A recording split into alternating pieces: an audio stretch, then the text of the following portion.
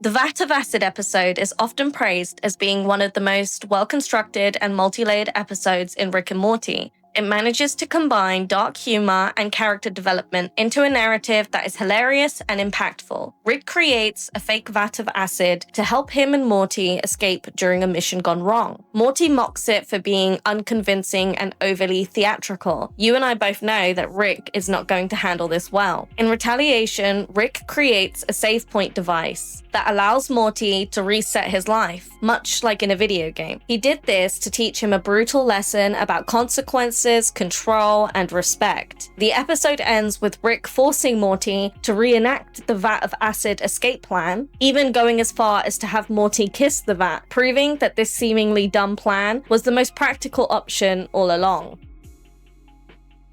Rick and Morty is an animated science fiction comedy series. It follows the interdimensional misadventures of Rick Sanchez, a brilliant but nihilistic scientist, and his good-hearted but easily influenced grandson, Morty Smith. Living with Morty's suburban family, Rick drags his grandson on dangerous and often morally questionable adventures across alternate realities, alien planets, and dystopian futures. The show blends high-concept sci-fi with sharp satire and dark humor. It usually deconstructs familiar tropes from pop culture, philosophy, and science. At its core, Rick and Morty explores themes of free will and family dysfunction. It utilizes fast-paced plots, surreal storytelling, and despite its outrageous premise, the series often delves into emotionally complex territory, exploring the meaning of identity, relationships, and purpose within infinite universes. Created by Justin Roiland and Dan Harmon, Rick and Morty has gained a cult following for its bold storytelling, meta-commentary, and unpredictable tone.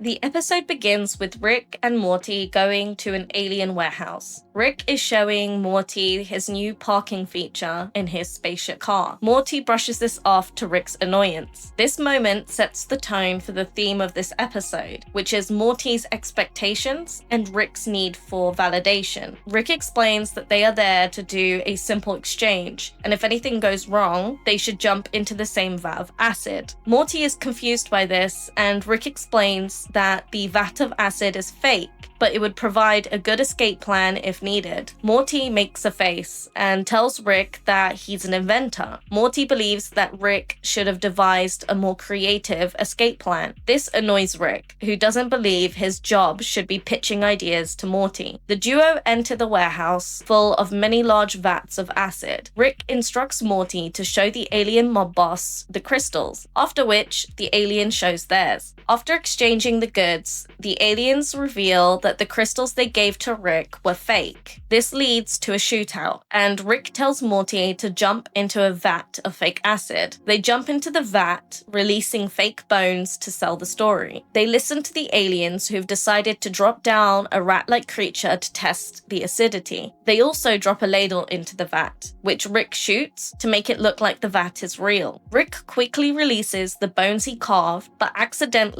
releases the remaining larger bones. Morty gives his air supply to the rat, becoming increasingly frustrated at the length of time this escape is taking. The alien boss states that he is going to call a bone scientist. Morty pops out of the vat, extremely irritated, and attempts to shoot the mob boss. Rick adjusts the gun and finishes the job. Morty jumps out of the vat and collects the crystals. They're back in the car, and Rick asks what's wrong with Morty. This causes a heated exchange where Morty tells Rick that his invention sucks. Rick's need for validation is evident as he tries to think of a way to enact revenge and teach Morty a lesson in respect. Once Rick and Morty are at home, Rick tells Morty that there is no inherently bad idea, but rather the execution of that idea. Morty complains that he's constantly pitching ideas to Rick, such as the place-saving device, which would operate as a save point like in a video game. After a heated exchange, Rick angrily starts developing the device, clearly to teach Morty a lesson. A few moments later, Rick calls Morty into the garage and shows him the device he created. To mess tests with Morty, he says he couldn't make it, leading Morty to console him, saying that they should invent honesty together. Rick uses the device and kills Morty before reloading his last save point and handing the device to him. Rick asks Morty if he wants to hear how the device works or if he wants to start having fun with it immediately. Morty chooses to use the device and starts having fun playing with it.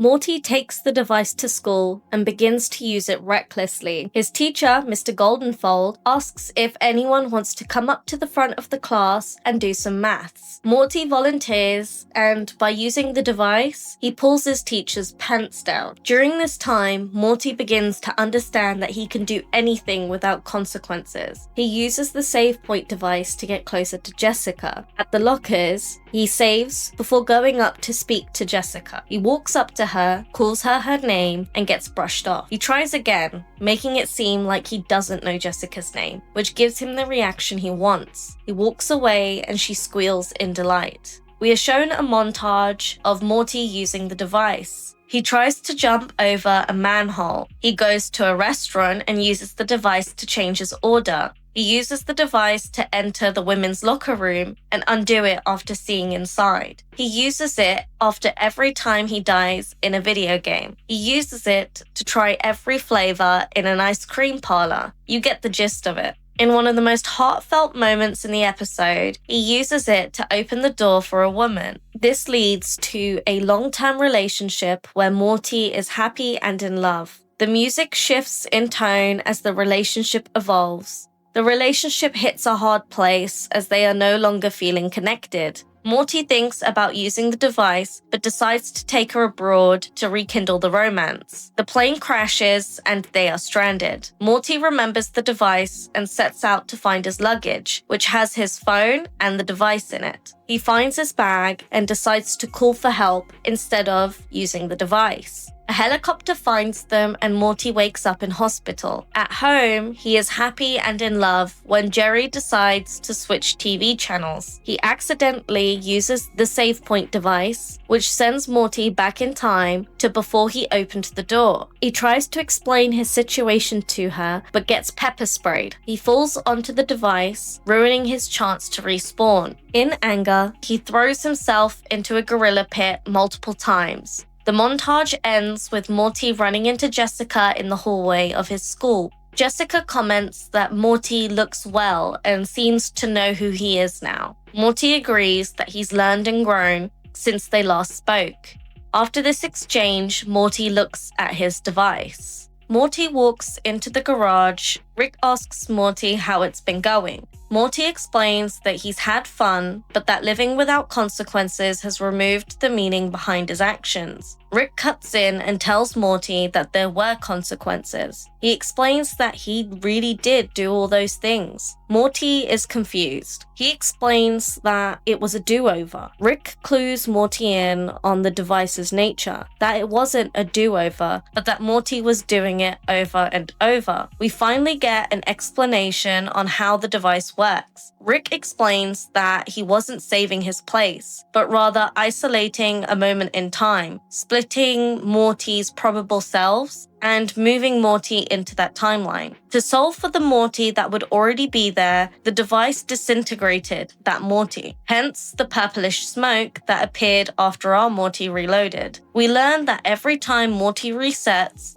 he is killing himself repeatedly. Morty is very disturbed after learning this. Rick explains to Morty that it can come to an end. All he needs to do is merge the split timelines to the original split in time. Morty agrees to do this and face the consequences of his actions. Rick says he'll need to send Morty to his original dimension, which confuses Morty. Morty asks how Rick knows about the vat, and angrily Rick explains that all Ricks have a vat. Morty ends up back at the garage where the episode began. Rick explains condescendingly that they did invent some honesty before showing Morty the consequences of his actions. Rick opens the garage door and shows Morty the mob that has formed outside. There are many groups of people, all of whom were wronged by Morty. The only way out, Rick explains, is to jump into another fake vat of acid. Morty sighs as he goes towards the vat. Rick mocks him, saying to kiss the vat. which Morty does. Without another wasted moment, Morty jumps in. Sadly, the woman from earlier that Morty got into a relationship with comes forward just as Morty jumped into the vat. She runs away, thinking he has died. The mob circles the vat, looking into it in disbelief. Much like at the beginning, the mob shares sentiments, clearly disturbed by Morty jumping in the vat. Two men from the SWAT team want to test the acidity. They use a ladle, and Morty accidentally shoots the man.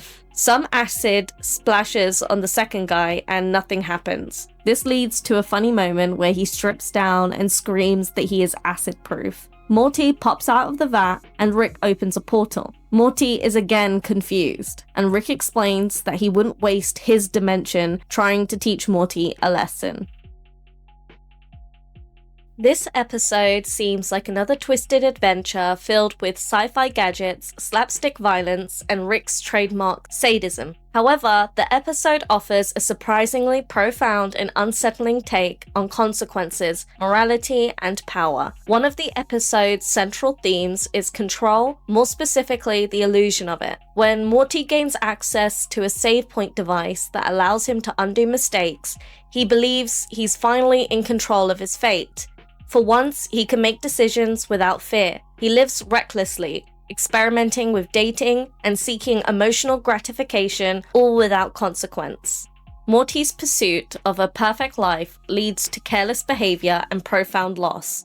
The emotional high point, Morty building a real, meaningful connection with a woman, is swiftly erased with a single accidental reset. The heart of the episode is its critique of consequence-free existence. When Morty first starts using the save point device, he treats people like props. He plays with human lives and engages in increasingly sociopathic behavior. This descent into cruelty mimics real-world psychological studies, showing that when people are held unaccountable, they often act without empathy. Rick's brutal twist that the save point device isn't rewinding time, but instead killing alternate versions of Morty, brings the full moral weight crashing down. Every reset wasn't a harmless do-over, but an act of violence against himself. While Morty's journey explores personal morality, Rick's actions shed light on the dangers of unchecked genius and the consequences of wounded pride. The entire conflict of the episode begins because Morty scoffs at the idea of using a vat. That small moment of disrespect is enough to trigger a wildly elaborate revenge plot.